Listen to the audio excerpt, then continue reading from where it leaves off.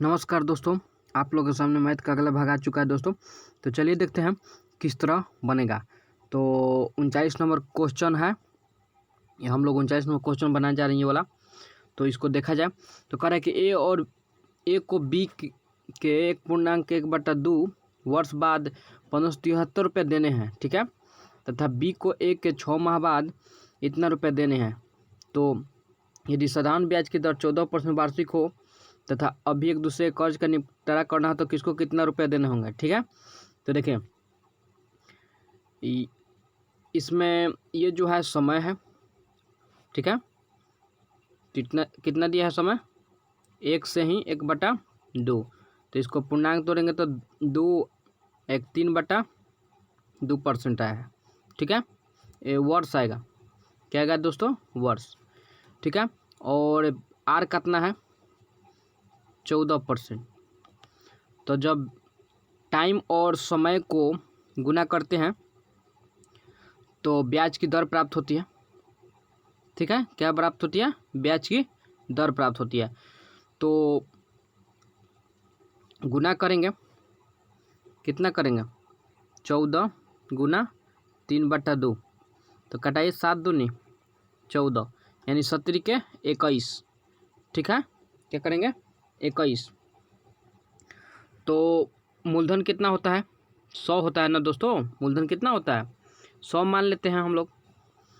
तो मूलधन यदि 100 मानते हैं और 21 साधारण ब्याज की दर है तो जोड़ेंगे तो कितना हो जाएगा, 121 हो जाएगा ना दोस्तों, बोलिए, ठीक है। तो 121 हो जाएगा। तो 121% के वैल्यू तो दिया हुआ है कितना, 1573। क्या दिया है, 1573 रुपया।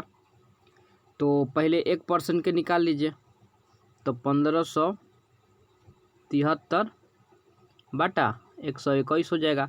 और मूलधन निकालना है, तो मूलधन निकालना है तो 100 से गुना करना पड़ेगा, यानी 1573 बटा 121 गुना 100, ठीक है।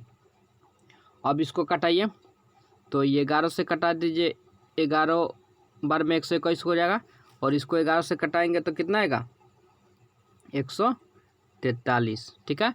अब फिर 11 से इसको कटाएंगे तो आएगा 13, ठीक है। तो गुना करेंगे 13 में 100 से तो कितना आएगा दोस्तों, 1300 आएगा, ठीक है। याद रखेंगे, इसका आया 1300।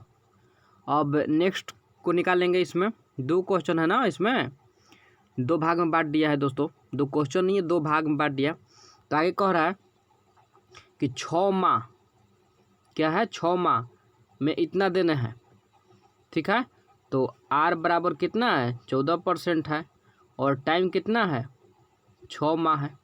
तो इसको साल में बदल दीजिए और ब्याज की दर निकालेंगे तो 100 बटा हो जाएगा क्या, 12, 6 बटा हो जाएगा 12। तो 6 दूनी 12 और 2 सत्ते 14, यानी 7% क्या प्राप्त हुआ, ब्याज की दर, ठीक है। और मूलधन होता है 100, तो 7 में 100 जोड़ेंगे तो कितना आ जाएगा, 107, यानी 107% के वैल्यू कितना दे दिया है, 1444.50, ठीक है। क्या दिया है, 1444.50, यही ना, 1444.50 दिया है। तो अब हम लोग करेंगे क्या, तो 1% के पहले वैल्यू निकालेंगे। तो 1444.50 बटा 107 हो जाएगा, ठीक है। और फिर 100% के वैल्यू निकालेंगे तो हो जाएगा 1444.50 बटा 107 गुना 100 हो जाएगा, ठीक है, यही ना। फिर से हम लोग लिखते हैं तब ना कटाने में आसानी रहेगा दोस्तों।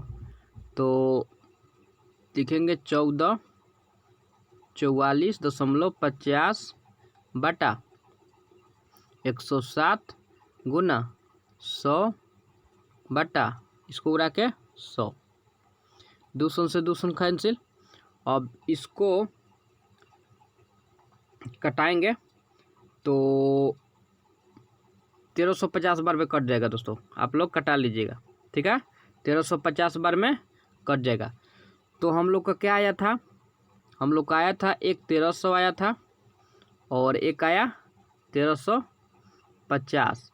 तो एक दूसरे को निपटारा करने के लिए किसको कितना देना पड़ेगा, तो 50 रुपये देना पड़ेगा, क्योंकि 50 रुपया इसका अधिक आया है ना दोस्तों, 50 रुपये देना पड़ेगा। ठीक है, चलिए आगे चलते हैं। तो क्वेश्चन नंबर है अब 40, ये 40। तो कह रहे कि आशीष ने कुछ धन उधार लिया जिस पर ब्याज की दर पहले से 2 वर्ष तक 6% वार्षिक, अगले 3 वर्ष तक 9% वार्षिक दर पर, इसके बाद 14% वार्षिक ब्याज की दर थी। यदि 9 वर्ष बाद उसने कुल साधारण ब्याज 11,400 रुपया दिया हो तो उसने कुल कितना धन उधार लिया। तो ध्यान दीजिए, साधारण ब्याज निकालेंगे इसको सबसे पहले परसेंट में ब्याज की दर। तो टोटल 9 वर्ष याद रखेंगे कि टोटल 9 वर्ष के लिए दिया है। तो यहाँ पे 6% कितना दिया है, 2 वर्ष के लिए, प्लस फिर 9% दिया है कितना, 3 साल के लिए, प्लस और फिर 14% दिया है कितना साल के लिए, तो मालूम नहीं है। तो 9 वर्ष टोटल है, तो यहाँ पे 3 और 2 5, तो यहाँ पे 4 बचा ना दोस्तों, 4 साल ना बचा, बोलिए 2 साल दे दिया यहाँ पे। ठीक है, 3 साल यहाँ पे दे दिए, 5 साल हुआ, टोटल देना था 9 साल का, तो बचा 4 साल। तो 4 साल 14% का ब्याज पर दिया होगा, तो इसके बाद कितना प्राप्त हुआ है, 11,400 रुपया।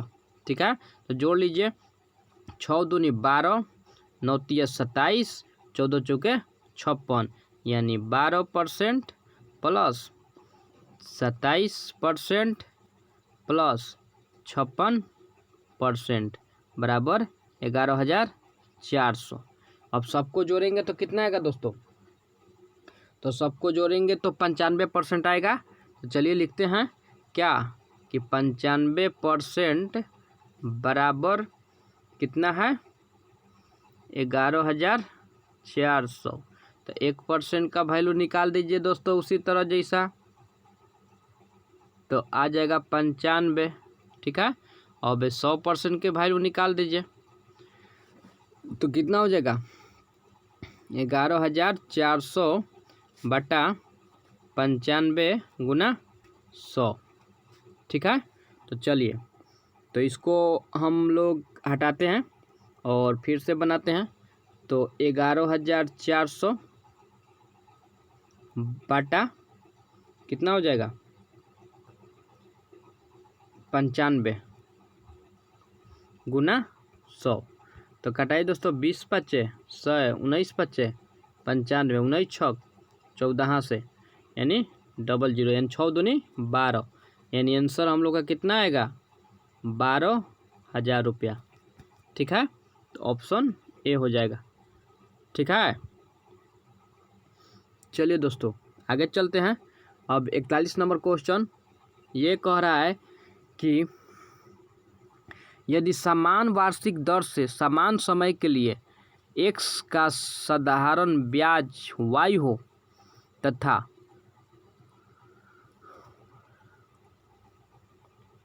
y का साधारण ब्याज z हो, तो निम्न में से कौन सा कथन सही है। तो दोस्तों हम लोग को ये क्वेश्चन का निकालना है। तो 41 नंबर, चलिए इसको बनाते हैं। तो कह रहा है कि